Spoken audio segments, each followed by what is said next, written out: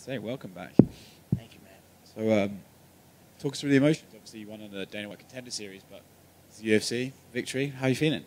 Super excited, man. Decades worth of work, and I always knew I'd be back here. I can officially say I'm a UFC fighter. Even though I won that Contender Series fight, it wasn't a UFC fight, and I'd been in the UFC, but I never won. So to get a win like that, and I couldn't have played out any better. Extremely excited. Put in a lot of hard work, and it's paying off. Yeah, you dropped him with a kick. I mean, sometimes we see that, but it's rare. I can't remember the last time we saw someone actually get floored with a leg kick.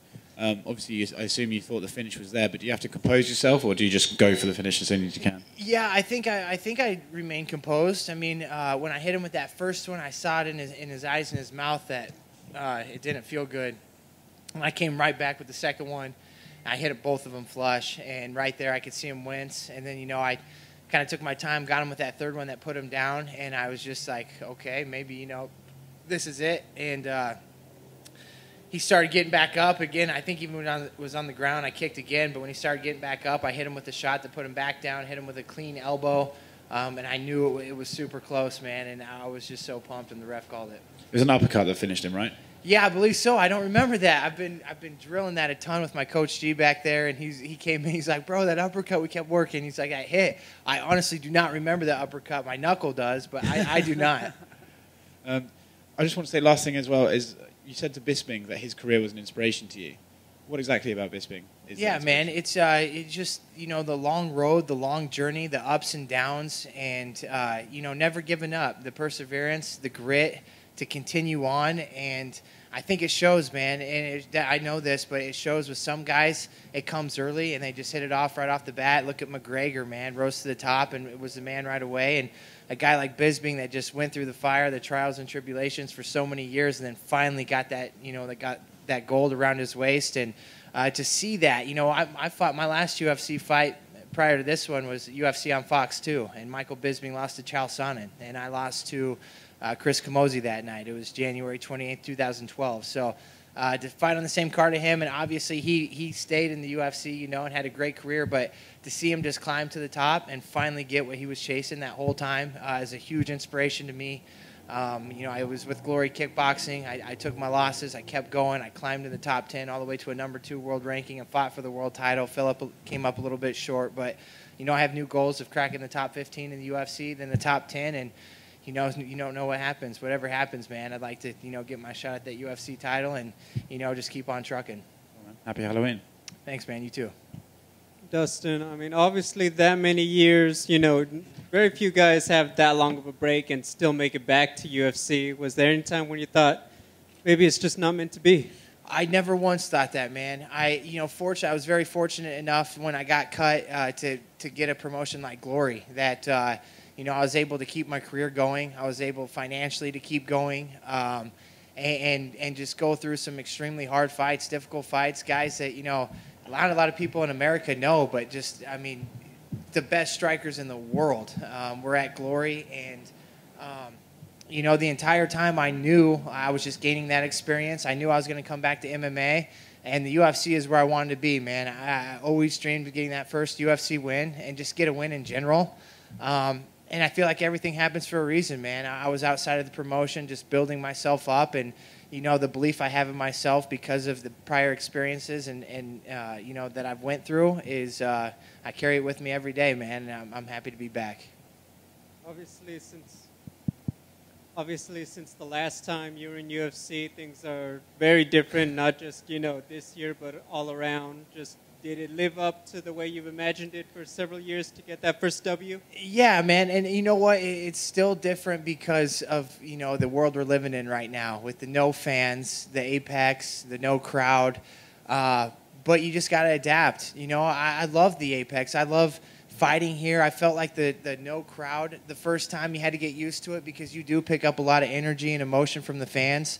That just wasn't there last time. There's times I was kind of feeling down. If I could have heard people yelling, screaming my name, I might have gone a little bit harder. But this time, especially with a walkout, I think a walkout makes a big difference too, being able to hear your music, get in the zone, hear your opponent's music. And, it's changed drastically with the Reebok. And but you know what? The UFC always takes care of you. I remember how well they treated me back then and how well they treat me now. And, I'm just happy to be back. And when I was here last time, I just didn't really believe or fully believe that I belonged. And now I know I belong. I know I can be the man in this promotion. I know I can go on a great run and put on exciting fights.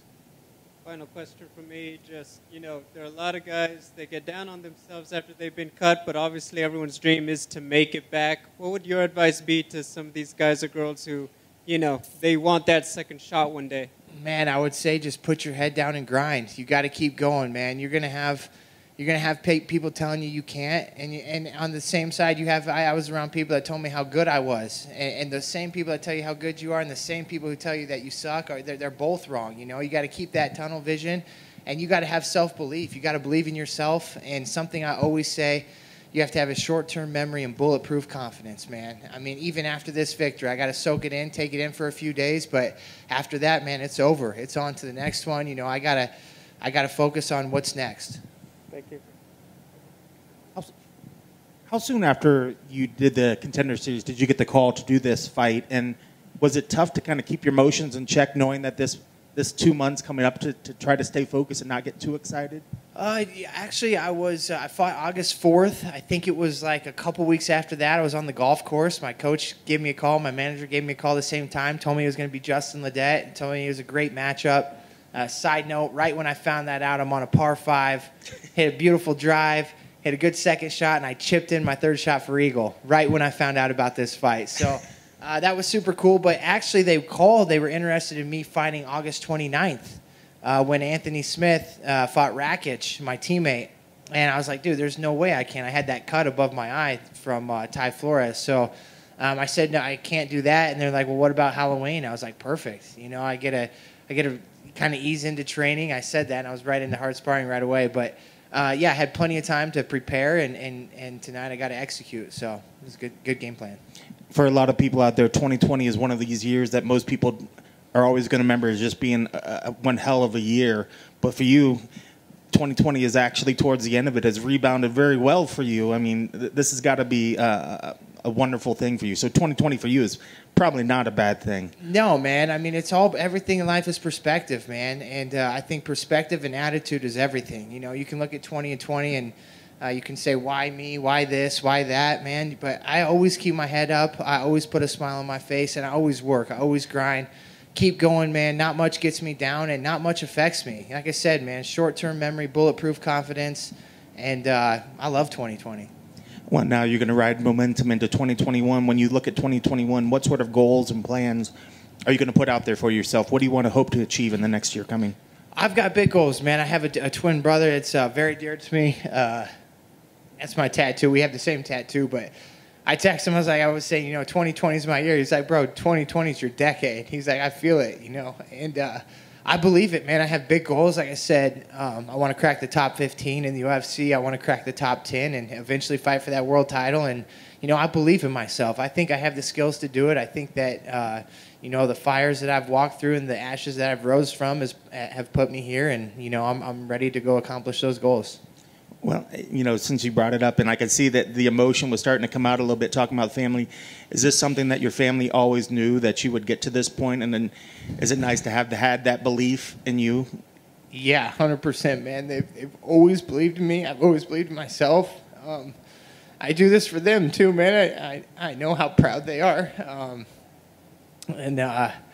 Yeah, dude, because my brother, he's a badass. We're twin brothers, and he started fighting before me, and he's the one who got me into fighting. And circumstances kind of led him out of it. He has 3 little girls, and it's hard to fight professionally, especially early on, when you're not making much. And, this was over a decade ago, and the sport's way different. And so every time I fight, man, I just think of him. I fight on. I mean, he's much more of a fighter than I am, man. He really is. I'm more of a competitor, and I do this for him too. I do it for both of us. So yeah, pretty emotional.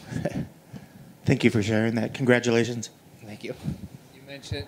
You mentioned that you lost confidence earlier on. How did you get that back? What was the point when it turned around? Yeah, it's not that I really lost confidence. I just it's when I was sitting in the fighter meeting, and I was young, 23-year-old kid. Like I said, I've always been a competitor. I haven't been like a real fighter. I wasn't ever getting in fights. I had to really learn how to fight, and Glory really taught me how to do that. But it's not that I didn't have the confidence. It's just that I didn't fully believe. I'm like, this is the UFC. I'm looking around at like Nick Diaz, BJ Penn, Chet Congo. I'm like, I don't belong here with these guys, you know? And now these days, like, I truly believe that. You know, that fighter meeting when Dana White was talking, man, it brought back memories of, you know, what I was thinking back then. You know, when I was this 23-year-old kid, but I was just sitting there like, you know, kind of trying to hide in the corner. And now the 32 man, I wanted to jump up front. I want to tell everybody, like, watch me. I'm going to show you how to do this. Like when I was early on the card, second, third fight, I was supposed to be third. When I was second, I was kind of pumped because I was like, man, I'm going to show you guys how to do this. And but like, you know, I'll say it for the third time, man. Short-term memory, bulletproof confidence. I've always had extreme confidence in myself, but now I fully believe, you know, I'm the man. I could be the man in this promotion. Not everybody that gets cut is able to work their way back up. I mean, there must have been, it couldn't have been easy. No, not easy at all. Like I said, I was very thankful. That Glory Kickboxing, I had no idea what it was. After I got cut, I got a call to fight in an 8-man kickboxing tournament. I had never kickboxed before. They're like, winner gets $20K. I was training for an MMA fight. I was like, winner gets $20K? I was like, done. I was like, I'll look at it as sparring, man. I'll go in there, and I don't have to worry about a takedown. Done. I went in there, and I knocked everybody out that night, and it started a career with Glory. And like I said, I'm very thankful with them, you know, and I learned so much. I got to train in Holland and Breda Holland with Nick Himmers and Cor Himmers, and just really learn what, you know, the art's about. And I don't think there's ever been anybody else that gets cut and 9 years later gets back with the promotion. So I think my story's pretty cool. I think it's inspiring, and there's nothing special about it but hard work and grit and perseverance, man. A lot of these, I don't know if heroes is the right word, but legends in the sport that were here at that time. Is there anybody you'd like to fight in the future that you looked up to? Yeah, you know, I think, like you think like Shogun, I don't know, I think he's about done. I would love, you know, that fight, I think, but it just wouldn't feel the same, man. I feel like he's kind of on the decline. And I mean this totally respectful, you know. I just, it wouldn't be the same fighter that I looked up to, you know. One guy that I really looked up to in Glory Kickboxing was Gogan Saki. And I was like, damn, this guy is a killer. And just really started, you know, studying him, watching a lot of his fights. And now he's in the UFC. I think it would be cool to go out there and bang with a guy like that. So, you know, and he's a legend in kickboxing. You know, not so much MMA, but, you know, what a warrior, man. That would be a cool fight.